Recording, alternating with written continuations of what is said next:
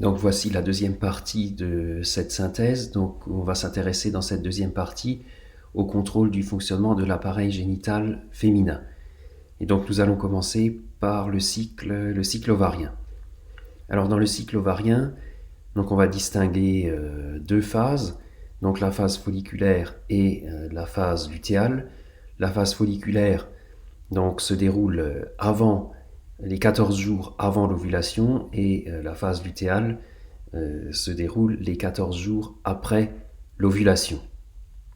Donc, au cours de la phase folliculaire, donc un follicule généralement qui est déjà au stade de follicule secondaire va évoluer en follicule tertiaire, puis en follicule mûr ou follicule de Graaff. Alors, rappelons ce que c'est qu'un follicule. Donc, un follicule est constitué donc, de l'ovocyte, entouré de la zone pellucide, entouré de cellules folliculaires, qu'on appelle aussi cellules de la granulosa, parce que elle donne un aspect granuleux au follicule, et de la thèque. La thèque peut se subdiviser en deux thèques, la thèque interne et la thèque externe. Donc je répète, follicule égale donc ovocyte plus zone pellucide plus granulosa plus thèque. Et donc on a un follicule en croissance au cours de la phase folliculaire. Alors on reprendra tout à l'heure les différents, types de follicules et les différents stades. Et donc, peu avant l'ovulation, on a un follicule qui est relativement volumineux, avec une très grande cavité remplie de liquide folliculaire. Cette grande cavité s'appelle l'antrome, et on appelle ça aussi le liquide folliculaire, on appelle ça aussi le liquide antral. Alors, ce liquide folliculaire est sécrété par les cellules de la granulosa, par les cellules folliculaires. Donc, au moment de l'ovulation, l'ovocyte est expulsé du follicule mûr et se retrouve donc dans le pavillon de la trompe. Et le follicule se transforme alors en un corps jaune. Donc le follicule devient le corps jaune. Et ensuite, pendant toute la phase lutéale, on a ce corps jaune qui finit par dégénérer à la fin de la phase lutéale s'il n'y a pas eu de fécondation. Donc le corps jaune en dégénérescence, c'est ce qu'on appelle le corps blanc ou corpus albicans. Donc voilà pour le cycle ovarien, donc qui dure 28 jours. Donc qui correspond à l'évolution d'un follicule avec ovulation. Donc j'aimerais revoir avec vous un peu les différents types de follicules qu'on peut rencontrer dans un ovaire, puisque on peut vous demander de les identifier. Donc on a les follicules les plus jeunes sont ce qu'on appelle les follicules primordiaux, où on a une seule couche de cellules folliculaires discontinues. Ensuite, on a un follicule primaire où on a une seule couche de cellules folliculaires qui cette fois-ci est continue. Ensuite, le follicule primaire évolue en un follicule secondaire où on a plusieurs couches de cellules folliculaires sans que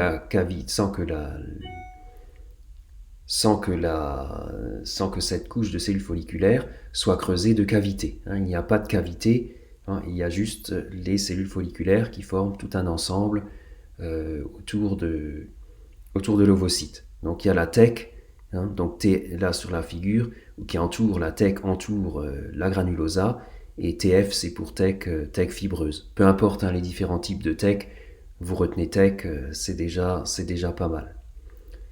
Voilà, donc voilà pour les différents follicules à ce stade-là. L'étape suivante, c'est le follicule tertiaire, donc qui présente plusieurs cavités. Donc on a la granulosa qui est bien développée. Vous avez donc ici plusieurs cavités. On voit l'ovocyte au milieu avec son noyau, et vous avez la thèque interne qui peut se distinguer de la thèque externe. Alors c'est joli là sur la figure, mais en général sur les préparations microscopiques, c'est très très peu visible. Et à côté, si vous voulez voir, si vous voulez sur cette figure, donc à côté de ce follicule tertiaire, vous avez en haut à droite un tout jeune follicule secondaire. Vous avez plusieurs couches de cellules folliculaires qui commencent à apparaître. Et en haut à gauche, vous avez un follicule primaire avec une seule couche continue de cellules folliculaires. Et enfin, peu de temps avant l'ovulation, eh bien, on a un follicule mûr ou follicule de De Graaf qui est caractérisé par une seule grande cavité remplie de liquide folliculaire avec une granulosa qui est bien développée, une thèque interne et une thèque externe. Alors, deux précisions, la nomenclature que je vous ai donnée n'est pas universelle, il n'existe pas une nomenclature universelle pour les différents types de follicules. Moi, j'en ai pris une, c'est celle qui me paraît la plus cohérente.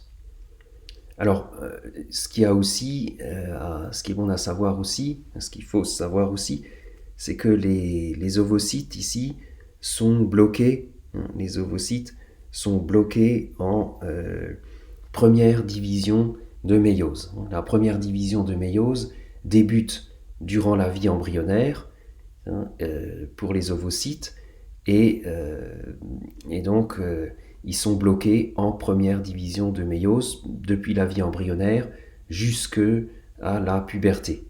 Et à la puberté, eh bien, les follicules, il y a quelques follicules qui suivent leur maturation, qui vont mûrir et qui vont évoluer. Parmi tous les follicules primordiaux ou primaires présents, il y en a quelques-uns qui vont évoluer à chaque cycle. Mais pour l'instant, l'ovocyte est toujours bloqué en première division de méiose. J'espère que c'est bien clair. Autre remarque aussi, chez la femme, dans l'espèce humaine, il y a à chaque cycle, c'est un ovaire sur deux qui fonctionne.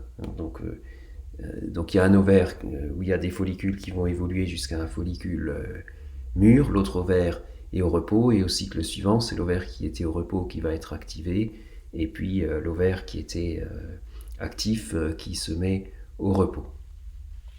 Donc au moment de l'ovulation, donc le follicule mûr ou follicule de De Graaf va se retrouver à proximité de la paroi de l'ovaire et va se déchirer et va libérer l'ovocyte. Alors l'ovocyte, au moment de la fécondation, n'est pas libéré seul, il est libéré entouré de la zone pellucide, des cellules folliculaires directement au contact de la zone pellucide qu'on appelle la corona radiata, plus de quelques autres cellules folliculaires qui sont autour de la corona radiata.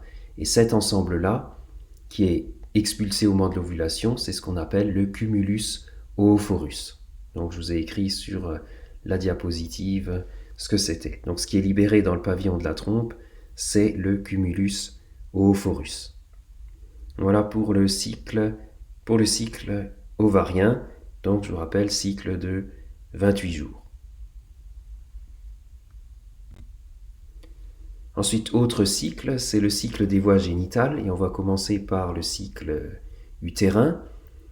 Donc, pour l'utérus, on va distinguer, on va dire, 2 ou 3 phases. Je vous expliquerai tout à l'heure pourquoi. Alors, au début du cycle, on a ce qui s'appelle la phase proliférative. Donc, au cours de cette phase, au début de cette phase, la muqueuse utérine, donc on appelle l'endomètre aussi, est peu développée.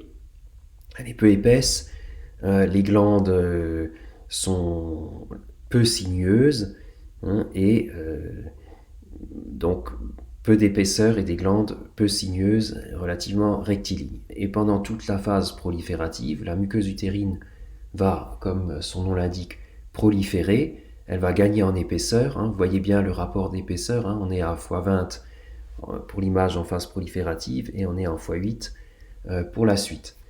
Donc au moment de l'ovulation, la muqueuse utérine est particulièrement développée.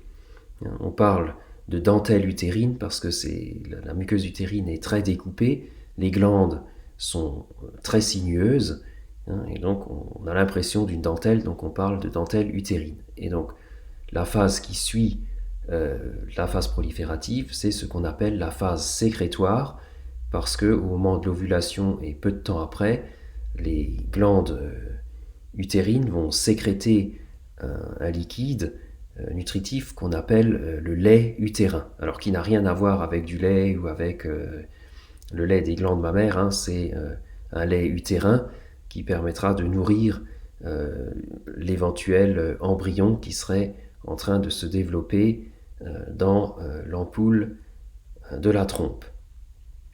Donc voilà, donc si vous voulez, la phase proliférative dure du jour 0 ou presque du jour 0 jusqu'au jour 14, et à partir du jour 14 jusqu'au jour 28, on a la phase sécrétoire.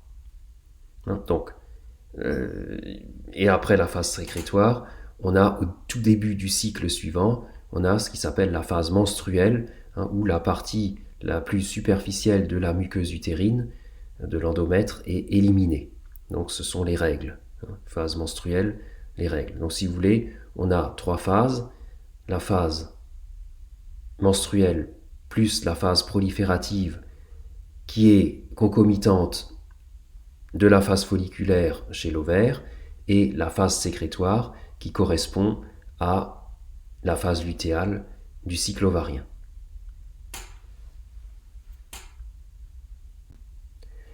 Autre cycle des voies génitales, c'est le cycle de la glaire cervicale. Donc si on regarde au jour 14, vous voyez que le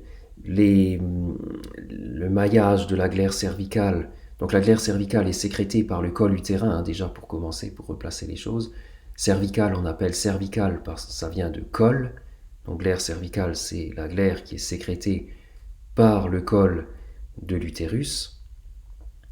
Et donc, si on regarde cette glaire cervicale, donc le maillage est très lâche, hein, la glaire cervicale est constituée de filaments protéiques, et puis donc il y a des sécrétions liquides également, et donc le maillage est très lâche, et le pH de la glaire cervicale est propice à la progression des spermatozoïdes.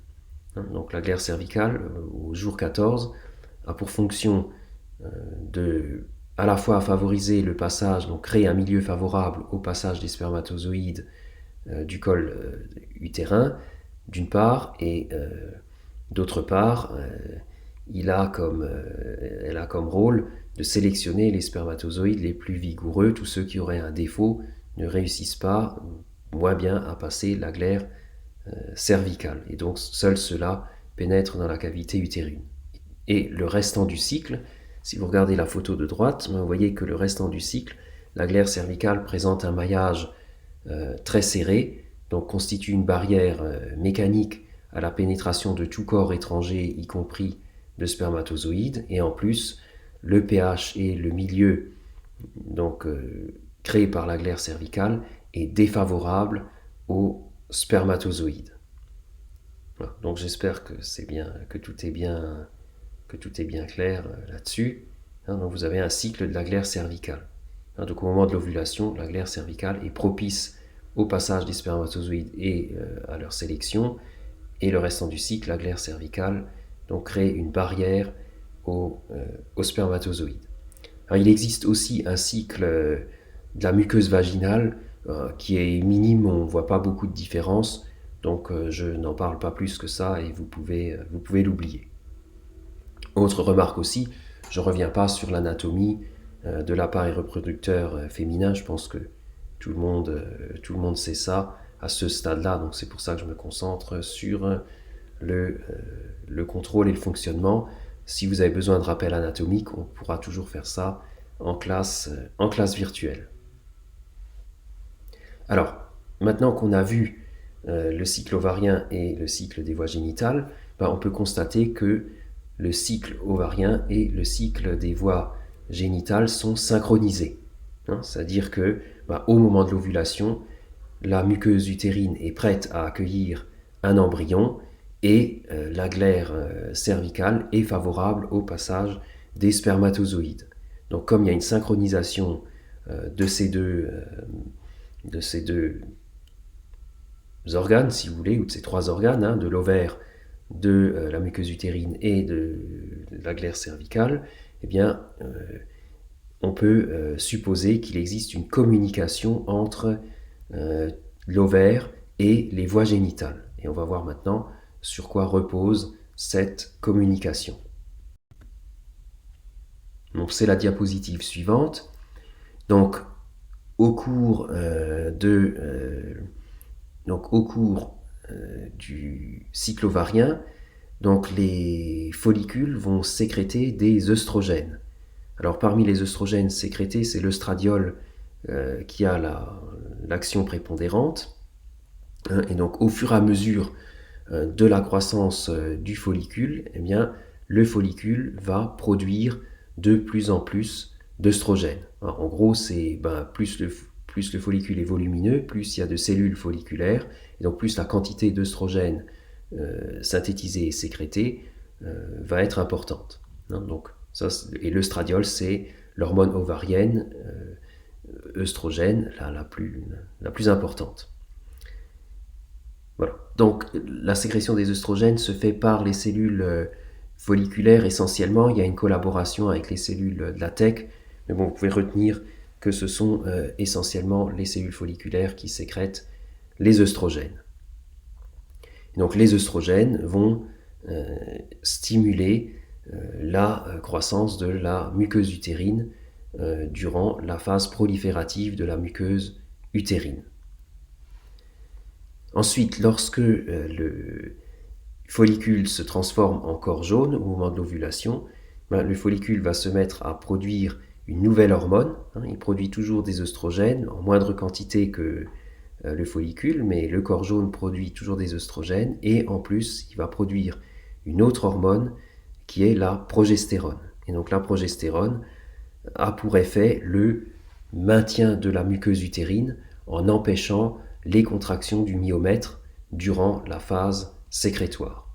Donc pour résumer, si vous voulez, les œstrogènes vont stimuler, donc les œstrogènes produits par le follicule vont stimuler la croissance de la muqueuse utérine, et la progestérone, donc, qui est sécrétée par le corps jaune, va permettre le maintien de la muqueuse utérine en inhibant les contractions du myomètre. Alors donc on a compris maintenant comment l'ovaire communiquait avec l'utérus, et c'est la même chose avec le col de l'utérus pour la glaire cervicale, mais on n'a toujours pas expliqué la cyclicité, la rythmicité de cette affaire. Alors ça va être le sujet de la diapositive suivante. Donc la voici. Donc en fait, comment ça fonctionne? Donc en fait, le follicule, la croissance du follicule va être stimulée par une hormone antéhypophysaire qui est FSH. FSH pour Folliculo-Stimulating Hormone. Alors FSH est sécrété, si on regarde à faible concentration au cours de la phase folliculaire, et cette faible concentration suffit à stimuler la production d'œstrogènes par le follicule. La sécrétion de FSH est elle-même stimulée par GnRH, donc on a déjà vu chez l'homme pour gonado-releasing hormone. Donc GnRH qui est sécrété de façon pulsatile va stimuler aussi de façon pulsatile la sécrétion de FSH. Ensuite, si on regarde, l'ovulation est produite par le pic de LH. Donc il y a une autre hormone qui est sécrétée par l'antéhypophyse, donc qui est LH. Alors comment expliquer ce pic de LH qui provoque l'ovulation? Eh bien si on regarde le pic d'œstrogènes qu'on observe avant l'ovulation précède le pic de LH. Alors comment ça fonctionne cette histoire-là?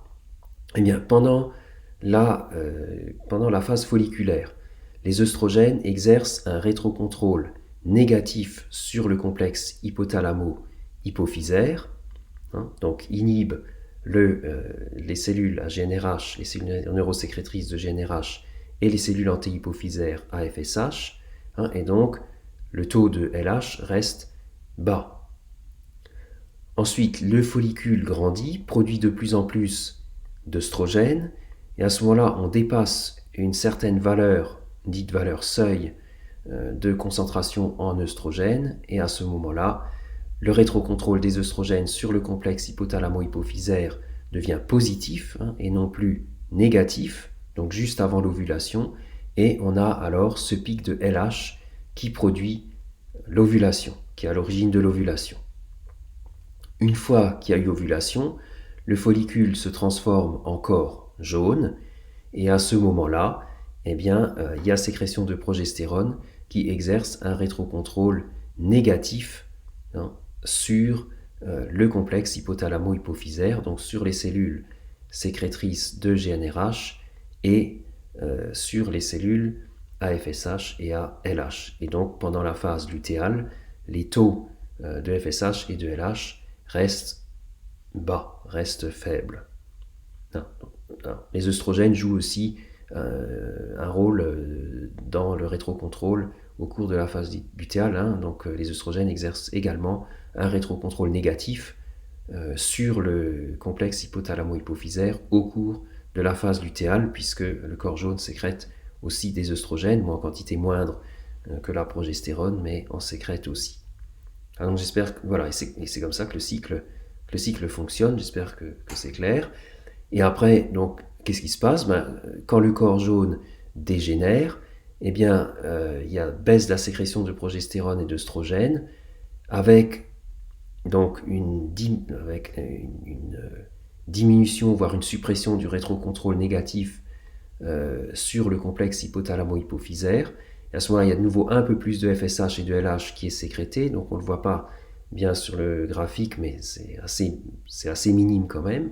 Et donc il y a un nouveau follicule qui va, il y a plusieurs nouveaux follicules qui vont maturer, qui vont être stimulés, qui vont se mettre à produire des œstrogènes, rétrocontrôle négatif sur le complexe hypothalamo-hypophysaire et ainsi de suite. Voilà, donc voilà comment est-ce qu'on peut expliquer la cyclicité.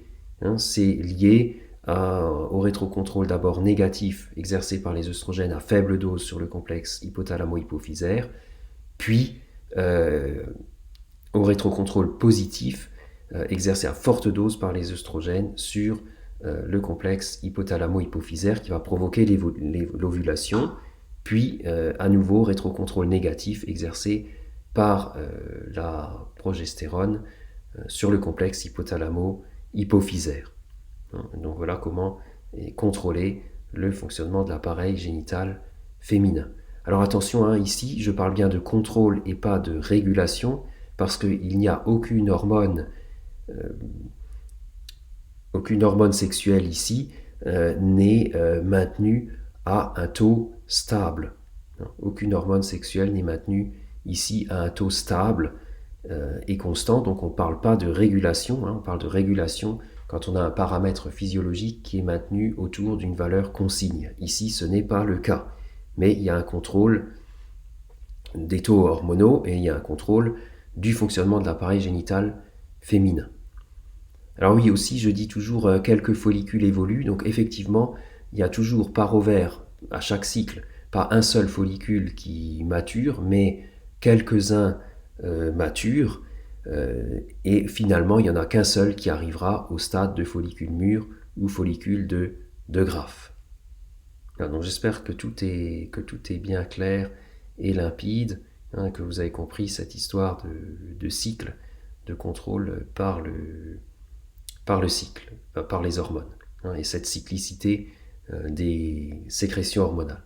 Bon, de toute façon, c'est pas clair, on reviendra dessus en classe virtuelle. Je suis volontairement synthétique, je ne vais pas trop dans les détails, c'est pas la peine de les apprendre. Vous savez ça, ce que je vous donne là, ça suffit largement pour... disons, c'est la base pour comprendre, pour pouvoir répondre aux questions et pour pouvoir traiter les sujets des concours. C'est la base, mais cette base suffit. Encore une fois, je vais volontairement pas trop loin. Alors pareil, pareil que chez l'homme, hein, si on regarde, on a les périodes d'œstrus, hein, on voit que les périodes d'œstrus peuvent être différentes selon les mammifères. Donc les périodes d'œstrus, c'est le fait d'avoir un comportement sexuel et d'accepter le mâle. Donc si on prend le renard roux ou le vison ou le campagnol ou le lapin, vous voyez que la période d'œstrus a lieu plutôt fin d'hiver, printemps, hein, et chez le cerf plutôt en automne. Donc là aussi on a des espèces dites monoœstriennes, donc c'est-à-dire qui n'acceptent le mâle qu'une fois, que pendant une période de l'année, et les espèces polyœstriennes qui acceptent le mâle pendant plusieurs périodes dans l'année, hein. Et donc là aussi, donc, chez les espèces où vous avez la période ou les périodes d'œstrus, fin d'hiver, début du printemps, début de l'été, donc ce sont des espèces dites de jours longs et qui vont avoir une période de gestation courte, alors que là où vous avez les périodes œstriennes, plutôt en automne-hiver, on aura des espèces dites de jours courts, hein, donc ils vont présenter l'œstrus quand la longueur du jour diminue, et vous aurez une période de gestation longue, hein, donc c'est synchronisé avec ce qu'on a vu chez le mâle. Donc vous avez aussi la longueur du jour, qui va être mesurée par la mélatonine. Enfin, le corps aura perception de la longueur du jour par la mélatonine. Il y a des neurones qui y seront sensibles. Ces neurones vont faire relais sur les neurones hypothalamiques sécréteurs de GnRH, qui vont alors ensuite,